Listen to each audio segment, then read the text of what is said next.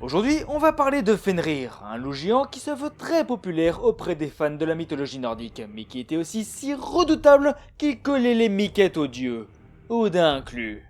Et donc d'où est-ce qu'il nous vient ce loup géant? Eh bien, tout comme Jormungand et la DSL, non, la DSL, il est issu de la liaison du dieu Loki et de la géante Angboda. Alors docteur, c'est un garçon ou une fille? Alors c'est un loup. Et vu la taille de la bestiole, je me demande si votre femme se serait pas tapé toute la meute. Et oui, car au fur et à mesure qu'il vieillissait, Fenrir devenait de plus en plus grand, bien plus qu'un loup normal, et devenait toujours plus agressif auprès des dieux. Puis un jour, un prophète proféra une prophétie. Il arrivera un jour où Fenrir se retournerait contre les dieux, et les vaincrait tous. Odin rassembla le conseil des dieux, et ils décidèrent d'enchaîner la bête. C'est ainsi que les As construisirent une chaîne nommée Loeding, qui était très solide. Mais comme ils savaient que Fenrir ne se laisserait pas faire, ils tournèrent cela sous forme de jeu, pour tester sa force. Si tu utilises des bons mots, ça passe hein. Mais Fenrir brisa la chaîne sans trop de soucis. Les As firent fabriquer une autre chaîne encore plus solide, nommée Dromi, mais elle céda également. Alors les As envoyèrent le messager Skirmir demander aux elfes sombres de faire quelque chose. Et c'est ainsi qu'ils confectionnèrent un lien à base d'ingrédients qui n'existent plus.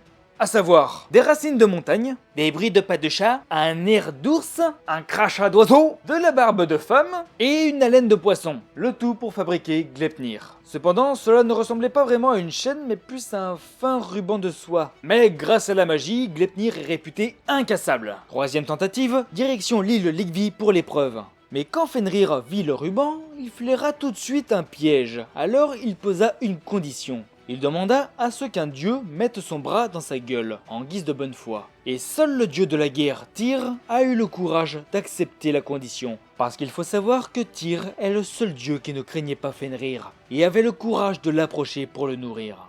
L'épreuve est un succès! Fenrir ne parvint pas à se délivrer, et sa voix vaincue. Mais bien sûr, les dieux refusèrent de le délivrer. Bah oui, c'était pas le but à la base.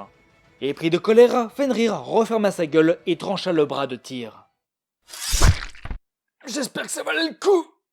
Ils attachèrent le ruban à des rochers, mais Fenrir était fou de rage et mordait tout ce qui passait devant. Alors Odin lui planta une épée dans sa gueule pour qu'il la ferme. Mais la douleur fut si intense qu'il hurlait à la mort. La bave qui s'écoulait de sa bouche aurait même créé le fleuve Van. Pour faire cesser ses cris qui l'énervaient, Odin enfonça Gleipnir au plus profond de la terre avec Fenrir. Et puis un jour arriva le fameux Ragnarok, où Fenrir parvint enfin à se libérer.